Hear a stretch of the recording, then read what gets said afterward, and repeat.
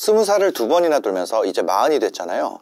근데 아직도 이런 생각을 하고 있으면 좀 곤란하다는 거죠. 대부분의 사람들은 다 아는 얘기죠. 제 또래들은요. 30대까지는요, 완벽한 기회나 사람, 이걸 찾아서 계속 찾아서 헤매는 게 멋진 일이에요. 도전이고. 근데 40쯤 되잖아요. 이제 현실을 인정해야 되더라고요. 내가 지금까지 본 것보다 좋은 걸 갖고 있다면 이미 가지고 있는 걸 고치면서 가는 거예요. 어떤 섬세한 사람이 좋았어요. 근데 섬세한 사람을 가까이 했더니 반대편에서 보면은 예민한 사람이에요. 신중한 사람이 좋았어요. 근데 신중한 사람은 또 반대편에서 보면 우유부단한 사람이에요. 재밌는 장소는 시끄럽고 조용한 장소는 또 심심한 장소죠. 안정적인 일은요, 왜 안정적이에요? 일이 고정되어 있어요. 일이 고정되어 있다는 거는 승진이 어렵다는 거죠.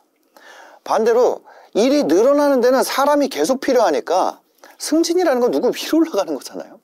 사람이 계속 필요하니까 사람 뽑는 게 계속 빨라지고 승진도 빨라요. 뭐예요? 반대로 또 불안한 곳일 수 있다는 거예요. 세상에 모든 일이 완벽해 보여도 안 좋은 거를 보려면 안 좋은 건 항상 갖고 있다는 거죠. 나한테 없으면 다 완벽해 보이는 거예요. 세상에 모든 사람에게 사랑받을 수 없는 이유도 여기 있습니다. 내가 어제까지 좋았던 것도 오늘은 싫을 수가 있고, 같은 사람도, 내가 만약에 똑같은 사람이에요. 근데 그 사람도 날짜에 따라서 안 보고 싶은 날도 있잖아요. 그러니까 어떻게 완전 무결한 존재, 어느 기준, 어느 방향에서 보더라도 완벽한 존재도 없고 그런 기회도 그런 사람도 없다는 거예요. 근데 세상이 그렇지 않다는 거를 30 후반만 돼도 우리가 다 안단 말이에요. 저도 30대까지는 계속해서 뭔가 찾아다녔어요. 완벽한 기회, 완벽한 인간관계, 모든 조건이 만족스러운 삶의 환경, 이런 거를 찾아보려고, 아니면 만들어 보려고 여기저기 기웃거리게 됐죠. 예를 들어서 SNS 뭐가 떴어요. 그래서 그 장소에 찾아가 봤어요. 아니면 그런 모임이 또 떴어요. 그런 모임도 나가봤어요. 사람들의 극찬이 쌓여 있습니다. 이건 진짜 기가 막혀요. 어때요? 세상에 완벽했던 것들이 나만 마법에 안 걸렸어. 다른 사람들이 하는 찬사가 너무 많아서 내가 이상한 사람인가? 처음엔 저를 부정했거든요. 근데 나중에는 받아들여야겠다. 그러면 왜 40살부터는 그런 걸 쫓으면 안 되냐? 내가 꿈을 쫓을 수도 있잖아. 나도 이상향을 40여 건, 50여 건 쫓을 수 있잖아. 왜 40세가 이런 인식 전환의 중요한 분기점이 되냐? 이거는 제가 어떤 40이 돼서 여성 호르몬이 늘어나서 막 이런 얘기가 아니라, 여러분들이 지금까지 25부터 시작했다면 지금 40까지 15년 정도 했잖아요. 사회생활을 했단 말이에요. 인생 초기 단계에서는 뭘 해야 돼요? 데이터가 없어. 다양한 가능성을 탐색하고 이건 아니야, 이건 아니야, 이상을 추구하는 탐색 전략이 합리적이에요. 근데 커리어를 시작하고 이제 40살까지 직간접적인 데이터가 쌓였죠. 그러니까 꿈을 40대, 50대 넘어서도 꿈을 계속 찾으면 안 돼. 계속해서 탐색하면 안 돼. 우리가 만약에 커리어를 25부터 65세, 그러니까 총 40년으로 본다면 여기에 37% 지점은요 40세가 됩니다. 이 내용이 이제 알고리즘 인생을 계산하다라는 책에 나와 있는데, 이 37% 구간부터는 탐색이 효율이 떨어진다는 거예요. 이제는 선택을 하는 것이 더 승리하는 전략이라는 거예요. 37% 이전까지는 탐색이 우세 전략인데 37% 이후로는 선택이, 그러니까 내가 지금까지 한 것보다 나으면 그냥 그거 가지고 가는 것이 최적 선택일 가능성이 가장 높다는 거예요. 여러분들이 100명의 결혼 후보가 있습니다. 근데 계속해서 맞선을 봐요. 내가 결혼을 딱 하면 그 다음 이후에 맞선을 못 보고요. 맞선을 보고 패스한 사람이랑은 내가 다시 결혼을 돌아가서 할 수는 없는 거예요. 연속 100번의 맞선 기회를 가정을 해보자는 거예요.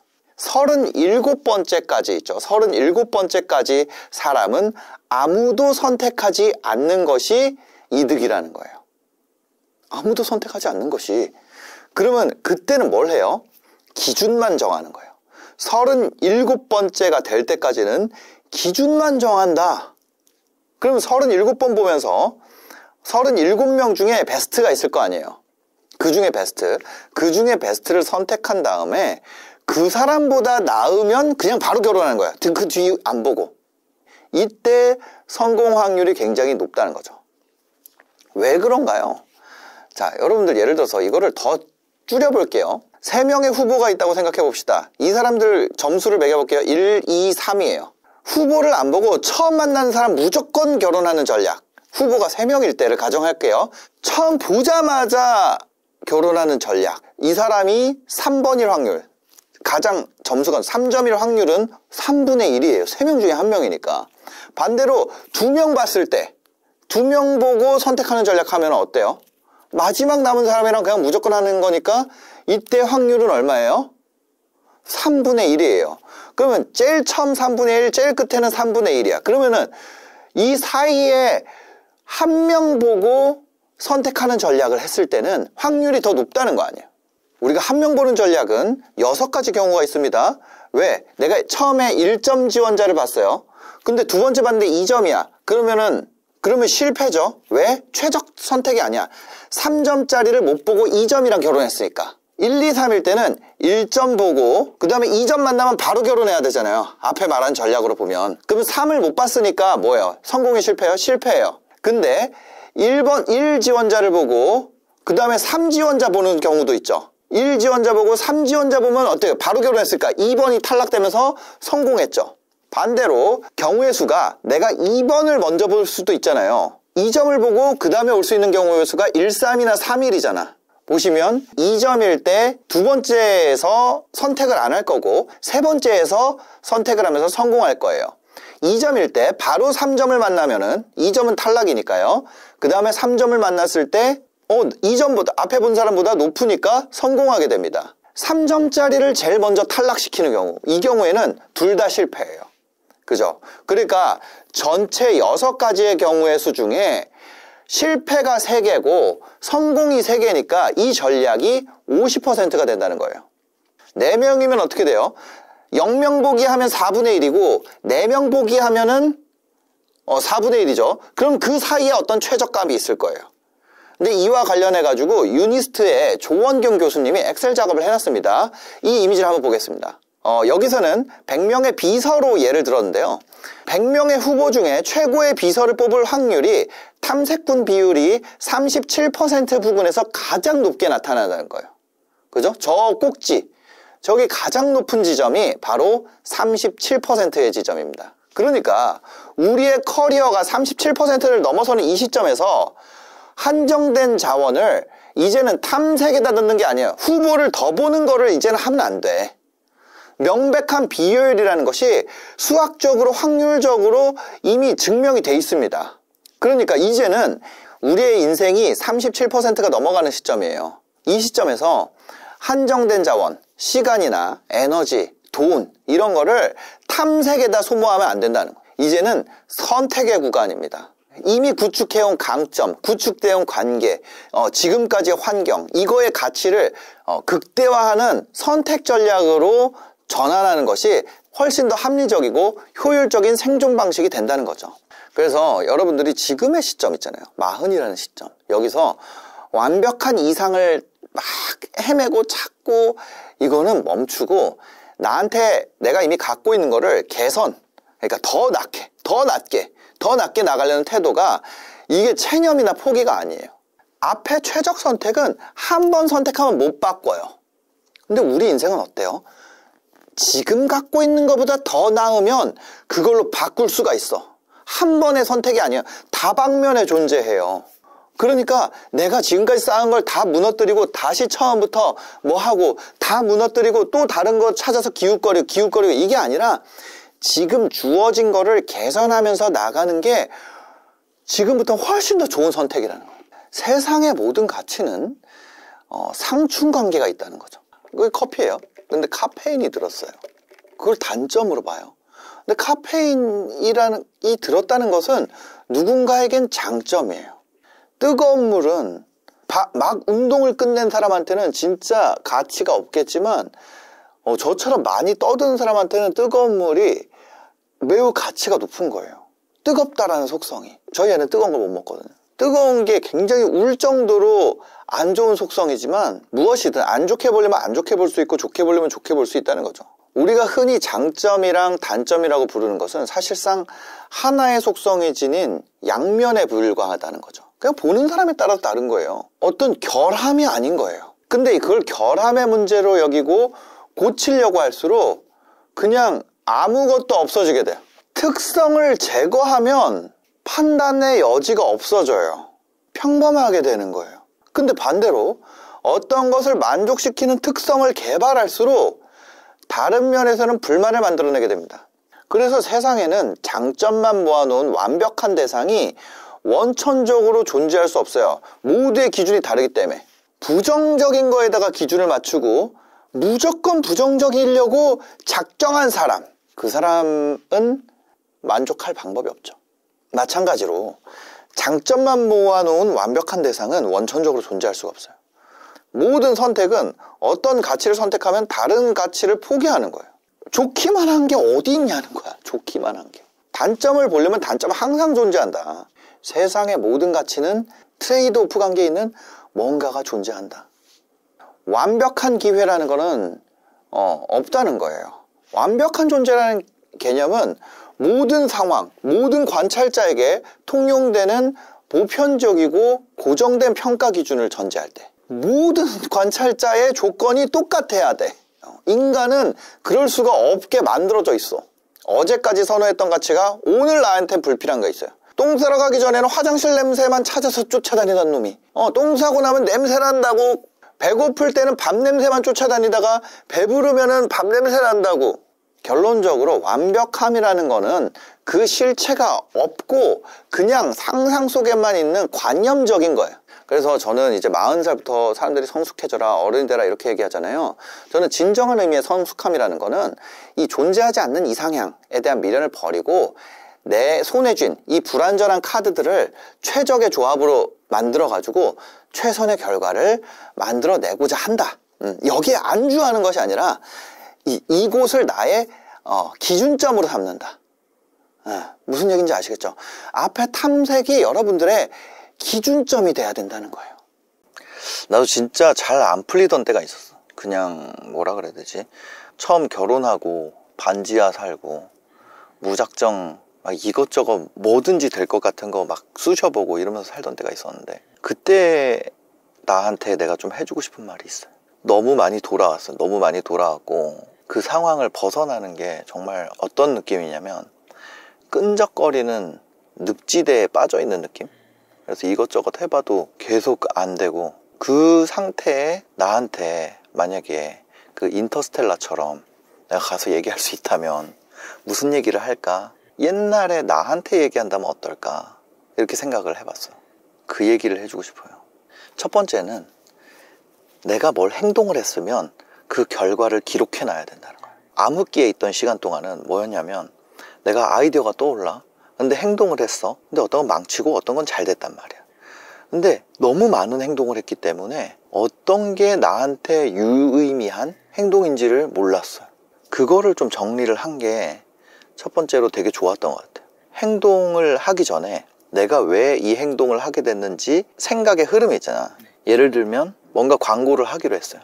그럼 그 광고를 하기로 한 이유가 있을 거거든. 생각의 흐름. 그걸 써놓고 그 다음에 내가 한 행동을 써놓고 그 다음에 그 결과를 써놓은 거예요. 그거를 쓰면서부터 어떤 행동이 제일 효율적이었는지를 내가 알 수가 있게 되더라는 거죠. 안 그러면은 하루가 정해져 있기 때문에 그냥 계속 이 일 저 일, 이 일 저 일, 이 일 저 일 하다가 하루가 그냥 가버리는 거예요.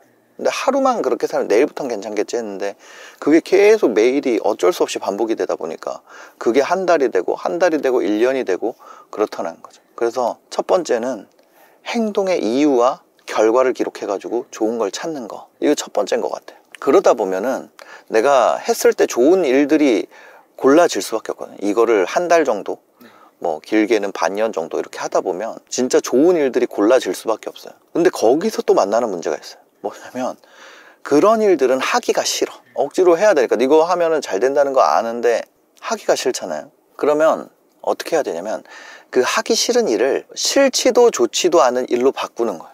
이게 좀 약간 추상적이지. 근데 그거를 뭐냐면 예를 들어서 나는 운동하는 거 진짜 싫어하거든. 운동하는 거 진짜 너무 싫고 귀찮고 가기도 싫고 생각만 해도 가기 싫어. 근데 그래도 그거를 착수해야 돼.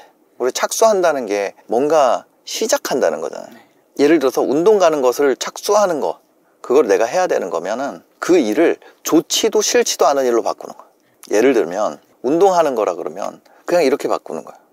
문을 연다, 운전을 한다, 헬스장에 도착한다. 문을 연다는 일은 그걸 내가 좋아하는 일도 아니지만 싫어하는 일도 아니야. 운전해서 이동하는 것도 내가 좋아하는 일도 아니지만 싫어하는 일도 아니야. 헬스장에 도착하는 것도 내가 좋아하는 것도 아니지만 싫어하는 것도 아니야. 근데 그냥 하는 일로 바꿔놓으면은 쉽게 착수가 돼요. 그거를 완료하는 건 좀 다른 얘기지만 시작이 된다는 거죠. 밥 먹기 싫을 때도 있잖아요. 난 밥 먹는 거 진짜 싫어하거든. 그럴 때는 나가서 식당을 간다. 그냥 그건 좋은 일도 아니고 싫은 일도 아니야. 근데 예를 들어서 한 200m 걸어야 돼. 그 200m 걷는 거는 좋은 일도 아니고 싫은 일도 아니잖아요. 그냥 그런 일로 바꾸는 거야. 그 다음에 입을 벌리고 음식을 넣는다. 그건 뭐 좋은 일도 아니고 싫은 일도 아닌 거죠. 그래서 싫은 일을 좋은 일로 바꾸려고 그러면 답이 없는데, 좋지도 싫지도 않은 어떤 행위, 그런 걸로 바꾸면은 시작하는 데는 도움이 돼요. 그리고 그런 거 있잖아요. 인간관계에 있어서도 좀 생각을 좀 바꾸라고 얘기하고 싶어요. 인간관계에 있어서도 생각을 좀 바꿔라. 뭐냐면 옛날에 저는 사람을 만날 때 이 사람한테 드리는 돈이나 시간 대비 내가 효용이 큰 사람, 이걸 내가 구분하는 거를 진짜 나쁜 짓이라고 생각했어요. 모든 사람을 다 동등하게 대하는 게 옳지 않나. 어떻게 사람을 대하는데 효용을 따질 수가 있지? 라고 생각을 했어요. 근데 관계라는 거는, 인간관계라는 거는 그냥 사실 구분이 돼 있는 거예요. 일 때문에 만나는 관계가 있고 그렇지 않은 관계, 사적인 관계가 있는 거죠. 근데 일 때문에 만나는 관계는 돈이 들든 시간이 들든 아니면 둘 다 들든 그 비용을 들여서 만나는 거잖아요. 모든 일 마찬가지예요. 들이는 비용 대비 효용이 커야 돼요.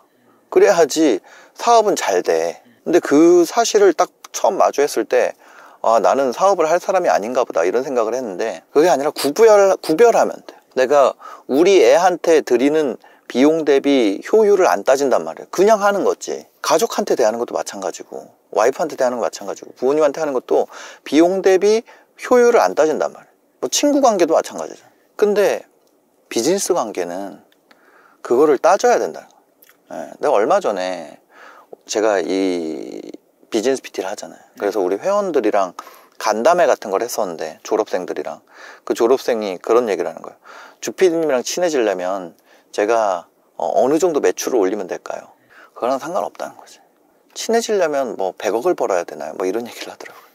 근데 전혀 그렇지가 않아요. 그냥 친한 사람은 뭐냐면 느낌이 맞아야 돼.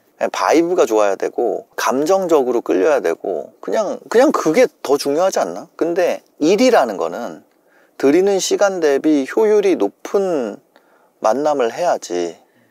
그렇잖아요.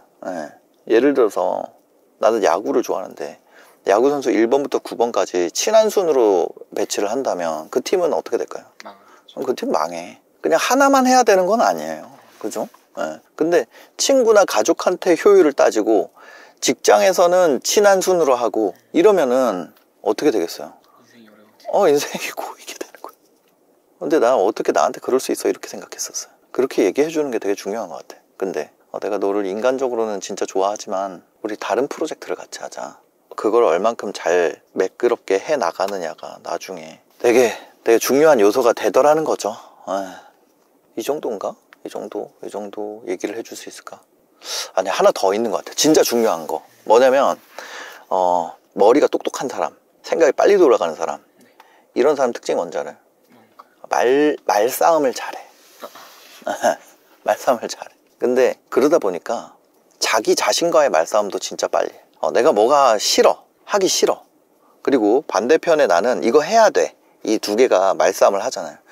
그러면 내가 마음먹은 쪽에 내가 무조건 이기게 만들 수가 있는 거야. 그게 자기 합리화지. 근데 그게 정말 중독되기가 쉽거든요. 그래서 그 어떤 진짜 우리가 마주해야 되는 문제가 있잖아요. 근데 그거를 변명으로 이렇게 감싸고 있게 되는 경우가 많은 것 같아요. 그거를 변명을 벗겨내야 되는데 그게 되게 고통스럽고 쉽지 않다는 거죠. 그래서 그거를 좀 바꿔주는 트릭 같은 게 있는데 그게 뭐냐면 조건문으로 바꾸는 거예요. 예를 들면 이런 거예요. 나 시간이 없어서 할 수 없다 라는 게 있어. 그럼 조건문으로 바꾸면 시간이 있다면 할 수 있다가 되잖아요. 근데 그렇게 바꿔도 내 핑계를 그렇게 내가 조건문으로 바꿨는데도 그래도 할 수 없네? 라면은 그 앞에 거는 진짜 말 그대로 핑계라는 거죠. 그게 코어가 아니었던 거야. 그 문제가 아니었던 거야. 그냥 내가 내 안에 자아끼리의 말싸움에서 이기기 위해서 나한테 내가 속이고 있던 거야. 그거를 하나씩 벗겨내는 게 진짜 어렵거든요. 돈이 없어서 못한다를 돈만 있으면 할 수 있다로 바꿔봐. 근데 여전히 못하잖아요. 그러면 내가 스스로를 속이고 있던 거였던 거지. 무슨 느낌인지 알아요? 핑계대고 있었다. 그게 근데 그 조건문으로 바꾸는 작업을 우리가 아까 제일 처음에 얘기했던 것처럼 적어놔야 돼. 그래야지 그거를 내가 바꿔볼 수 있지. 안 그러면 이 생각이라는 게 되게, 그러니까 안 그런 사람도 있어요. 진짜 똑똑한 사람들은 머릿속에서 체계화가 딱 돼서 따다다닥 막 이렇게 될 수도 있겠지. 근데 굉장히 많은 요소들이 얽혀 있거든요. 그래서 그거를 적어서 각각의 조건문으로 바꾸고, 만약에 근데 돈만 있으면 할 수 있다가 참이잖아요. 그러면 그 앞에 있는 내 핑계 있잖아요. 핑계라고 얘기했던 거. 그게 진짜인 거야. 그래서 그거를 해결하는 것이 이걸 하기 위한 진짜 전제 조건이 되는 거죠. 만약에 돈만 있으면 할 수 있다로 바뀌었어. 그러면 그 돈을 구하는데 내가 지금 올인을 해야 되지. 이 뒤에 할 수 있다를 하려고, 그거 어차피 이게 없으면 안 되는 거잖아. 할 수 있다를 하려고 내가 계속 갖다 넣으면 안 된다는 거죠. 그래서 내가 뭔가가 안 된다고 생각된다면 그 안 되는 이유를 생각해보고 그걸 조건문으로 바꾸는 거예요. 뭐뭐라면 할 수 있다. 그리고 중요한 거는 이렇게 다 써놓고 인생은 그 보고 해도 된다는 거예요. 그렇죠. 우리가 막 여기저기서 옛날부터 자라오면서 다 내 안에 있어서 해야 되잖아요. 뭐 수능을 봐도 다 외워서 해야 되고, 이런저런 자격시험이 전부 다 내 안에 있어야지 할 수 있잖아요. 근데 수능을 돈 주고 대신 봐주면 불법이잖아요. 근데 돈 주고 대신 일을 해주는 건 불법이 아니에요. 대부분의 일은. 그렇죠. 뭐 예를 들면 군생활 돈 주고 대신 시키는 건 불법이지. 근데 돈 버는 거를 돈 주고 대신 시키는 거는 불법이 아니잖아요. 대부분 이제 우리가 사실 뭐 대학 가기 전까지 수능 교육, 거기서 적어서 하는 거는 나쁜 짓, 보고 하는 거 나쁜 짓, 남이 하는 거 보는 거 나쁜 짓, 대신해 주는 거 나쁜 짓, 이렇게 오랫동안 살잖아요. 너무 오랜 시간 동안. 사실 뭐 대학교까지, 군대 갔다 와서까지, 그 취업 직전까지, 군생활하고 대학 졸업하고, 뭐 예를 들어 졸업 논문을 쓴다 그래도 그 보고 하면 나쁜 짓이잖아. 누구한테 대신 시켜도. 그 이후에 인생에서는 개인 능력이 부족해도 되는 것 같아. 예를 들어서 내가 우리 회사 개발자는 나보다 개발 훨씬 잘하고, 우리 회사 PD들은 편집 속도 나보다 훨씬 빠르고, 우리 회사의 어떤 대부분 자기 일을 하고 있는 사람은 나보다 다 잘한단 말이에요. 그 분야에서. 그것만 계속하는 사람보다 잘할 수는 없잖아요. 우리 회사가 너무 작아서 그러면, 큰 회사로 따져보면 예를 들어서 박진영보다 춤 잘 추고 박진영보다 노래 잘하는 사람이 JYP의 가수잖아요. 그럼 그 사람 대신 시키는 게 나쁜 거냐고. 일론 머스크보다 로켓 잘 아는 사람이 스페이스 X 하고 있을 거 아니에요. 그렇죠. 인생이 오픈북이었어. 지금까지 얘기한 거 정리하면 몇 개지? 5개 정도. 한 5개 정도야. 5개 좀 잘 정리해서 편집해서 올려주시기 바랍니다. 네, 많은 분들이 유튜브 시작할 때 정말 고민하는 부분이 있었어요. 뭐냐면, 나는 너무 평범해요. 수많은 30대 남자 중에 한 명일 뿐인걸요. 저는 수많은 40대 여자 중에 한 명일 뿐인걸요.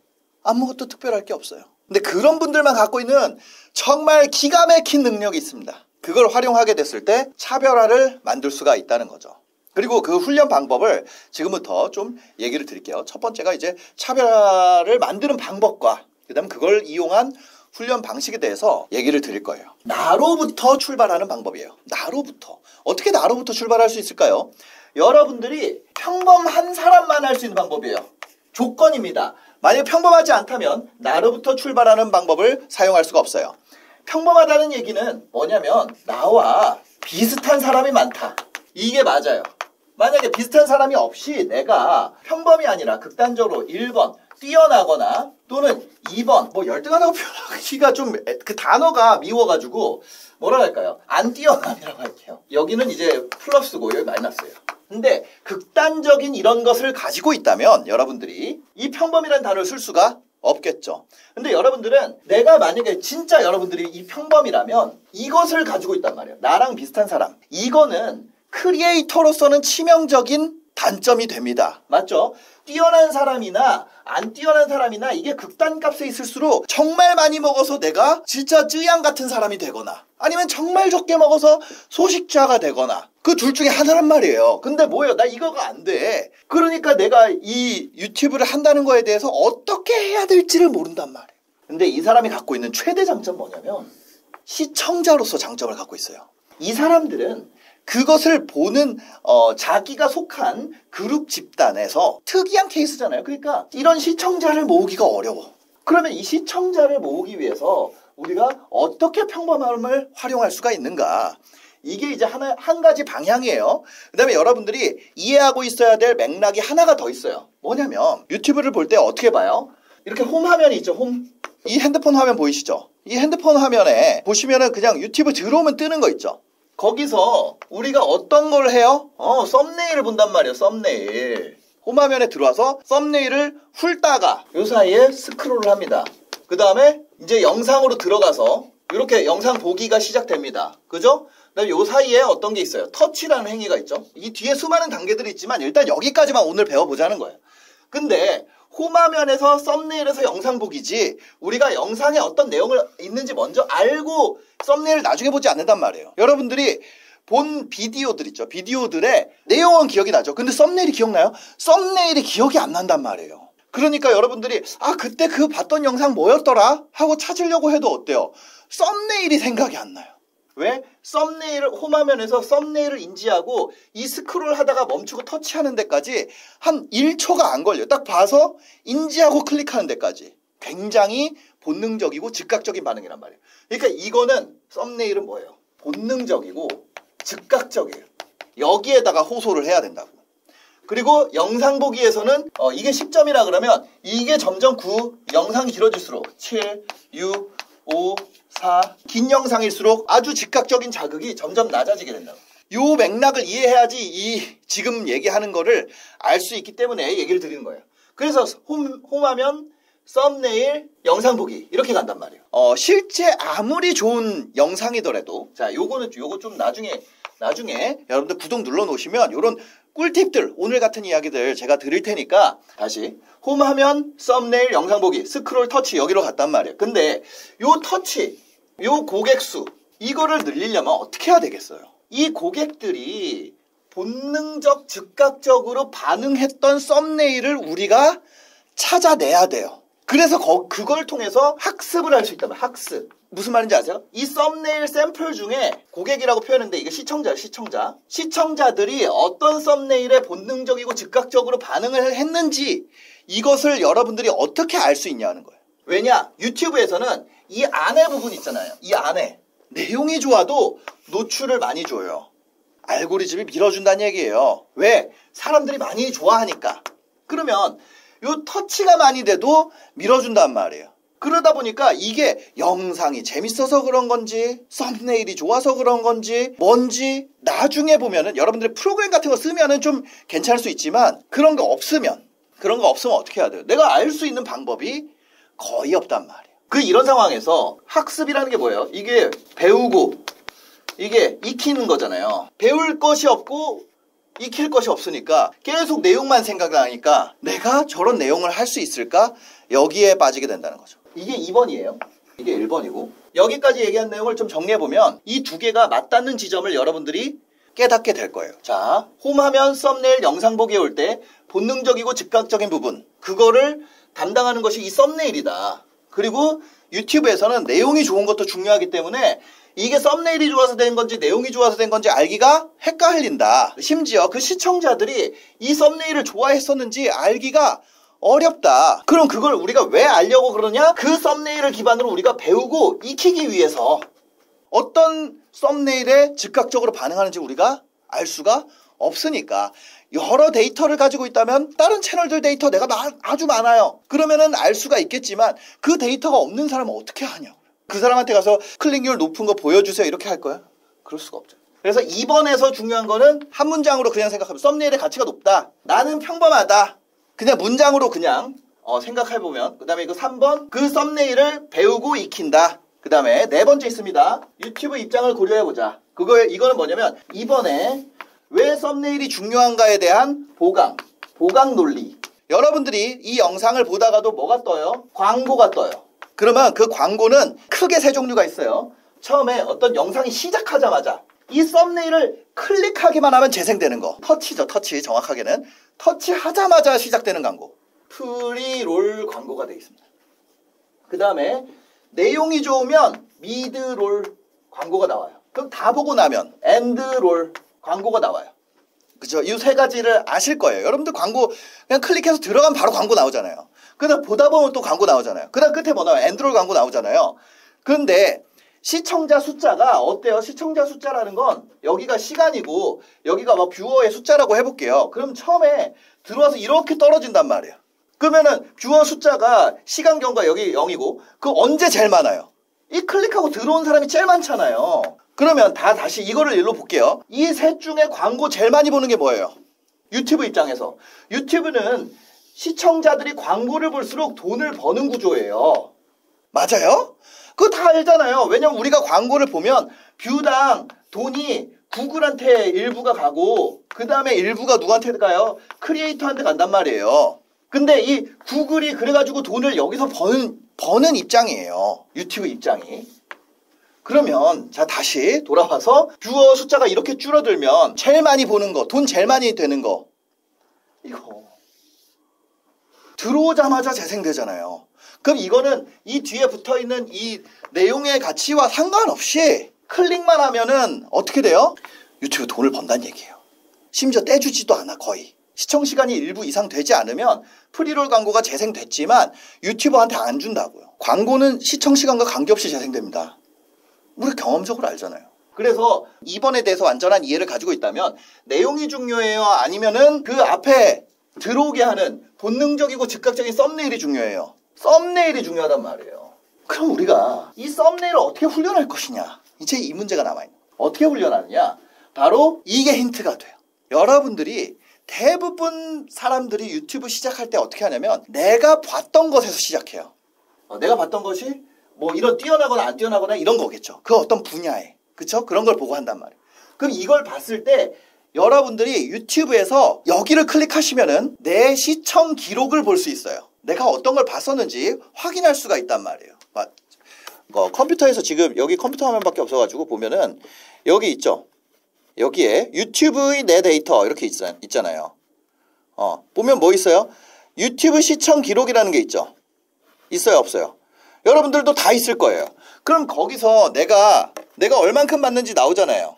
그럼 이제 여러분들이 해야 될 게 있어요. 여러분들이 지금 알려드리는 15분짜리 실전 훈련을 한 3달만 해보세요. 유튜브 그냥 내가 하고 싶은 거 하면서 이 훈련을 좀 해보라는 거. 첫 번째, 시청 기록에서 여러분들이 시청했던 바로 그 비디오의 썸네일을 캡처합니다. 나는 내가 만약 평범하다면 여러분들이 취향이 특이하면 이거 할 수가 없어요. 근데 평범하면 그게 돼.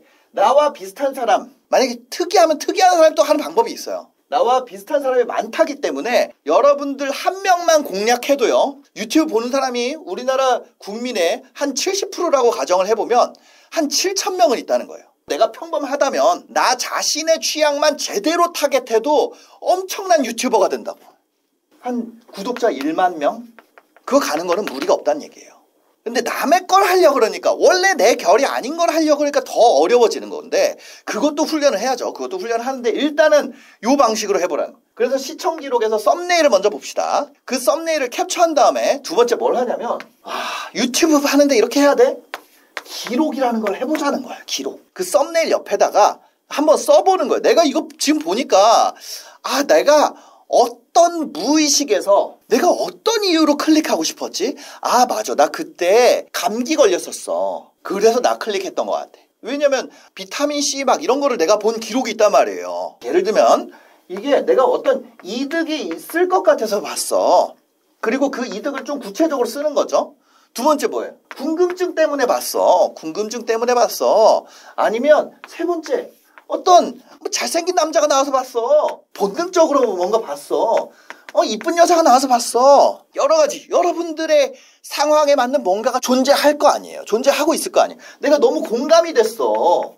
그냥 심심해서 봤어가 아니라 이거를 다 포함하는 게 뭐예요? 유튜브 자체 원래 심심해서 보는 거야. 근데 이유를 쓰라 그랬더니 심심해서 봤어요. 그건 유튜브를 보는 이유고 유튜브를 하는 거지. 근데 그 와중에 왜 그랬냐고. 저는 원래 코미디 채널 좋아해요. 그럼 코미디 중에 왜 그거 보냐고.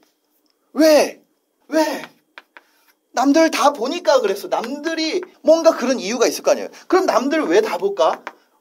뭐냐면 이거는 썸네일이라는 건 의식의 영역이에요? 무의식의 영역이에요? 무의식의 영역이란 말이에요. 그거를 우리가 의식화하는 거예요. 이 과정에서 배워져요. 히트한 인플루언서들 중에 일부는 이거를 그냥 할 줄 아는 사람이 있어요. 근데 롱런하는 인플루언서들은 대부분 이것을 의식화 작업을 해서 배웠습니다. 이런 것도 그럼 남들 왜 볼까? 이거 뭐 킹 받는다는 댓글을 보고 싶어서 뭐가 있을 거 아니야. 그냥 하여튼 구체적으로 내가 보는 거를 쓸 수가 있단 말이에요. 그 구체적인 것들을 기반으로 보면은 어떤 게 만들어지느냐? 이게 뭐냐면 나로 대표되는 타겟. 이것에 대한 아주 심도 있는 썸네일이 된단 말이에요. 문제는 이렇게 해가지고 갔을 때 한 1만 명까지는 갈 수 있단 말이에요. 나 같은 사람만 모아도 10,000명은 돼요. 전국에. 근데 이 10,000명을 모았을 때 이것이 크게 돈이 안 된다는 점은 미리 얘기를 드리는 거예요.